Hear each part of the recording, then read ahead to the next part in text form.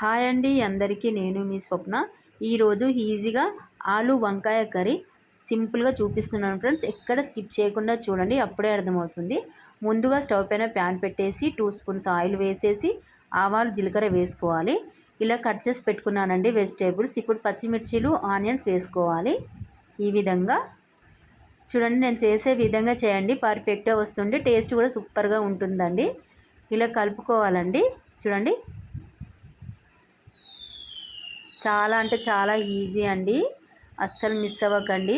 Taste అయితే చాలా బాగుందండి, తిని చెప్తున్నాను. ఇప్పుడు ఆనియన్ ముక్కలు పచ్చిమిర్చిలు కొంచెం వేగిన తర్వాత కొంచెం పసుపు, అల్లం వెల్లుల్లి పేస్ట్ వేసి చక్కగా కలుపుకోవాలండి. పచ్చివాసన పోయే వరకు కలుపుకోవాలి. చూడండి, ఈ విధంగా చాలా త్వరగా చేసేస్తారండి నేను చేసే విధంగా చేస్తే. ఇప్పుడు కట్ చేసి పెట్టుకున్న 2 ఆలుగడ్డ ముక్కలు వేసుకొని కలుపుకోవాలండి. చూడండి, ఈ విధంగా ఒక 2 నిమిషాల పాటు ఉడికించుకోవాలండి.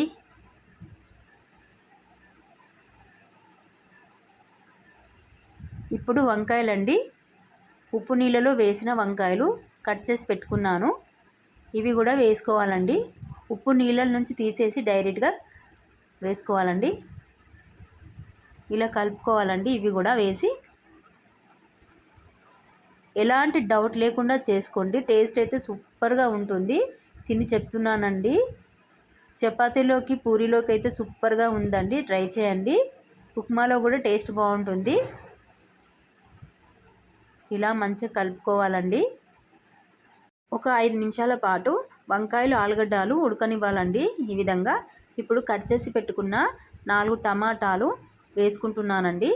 ఇలా వేసి ఇప్పుడు 1 స్పూన్ కారం, రుచికి సరిపడా సాల్ట్ వేసుకుంటున్నాను.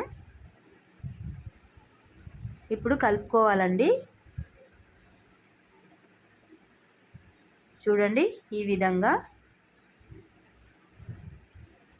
ఇలా కలుపుకొని మూత పెట్టి మరో 5 నిమిషాల పాటు సిమ్లో పెట్టి ఉడికించుకోవాలండి.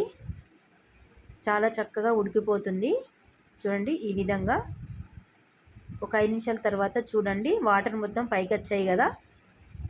మరొకసారి ఇలా కలుపుకోవాలండి. చాలా అంటే చాలా ఈజీ అండి చేయడానికి, సింపుల్గా. చూడండి, ఈ విధంగా కలుపుకోవాలి. ఇప్పుడు కొంచెం వాటర్ పోసుకోవాలండి.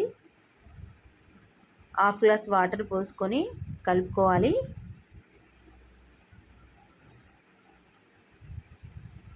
ఇలా కలుపుకొని మూత పెట్టి మరొక 2 నిమిషాల పాటు ఉడికించుకుందాం. చూడండి, మూత తీసి చూద్దాం. చూడండి, చక్కగా టమాటాలు అన్నీ ఉడికాయండి, వంకాయలు ఆలుగడ్డలు అన్నీ ఉడికాయండి. చూడండి ఎంత ఈజీగా అయిపోయిందో. కర్రీ అయితే కేవలం 10 నిమిషాలు చేసేస్తారండి. కర్రీ అయితే టేస్ట్ కూడా చాలా బాగుంటుంది. ఇప్పుడు చివరిగా కొత్తిమీర వేసుకుందాం. ఇలా కొత్తిమీర వేసి కలుపుకోవాలి. ఫ్రెండ్స్, ఈ వీడియో మీకు నచ్చితే లైక్ చేయండి, సబ్స్క్రైబ్ చేయండి, మీ ఫ్రెండ్స్కి ఫ్యామిలీ మెంబర్స్కి షేర్ చేయండి. ఫ్రెండ్స్, ఎలాంటి డౌట్ లేకుండా ఒక్కసారి ట్రై చేయండి ఫ్రెండ్స్. అప్పుడే లైక్ చేయండి, సబ్స్క్రైబ్ చేయండి. వంకాయ ఆలుగడ్డ కర్రీ రెడీ అండి.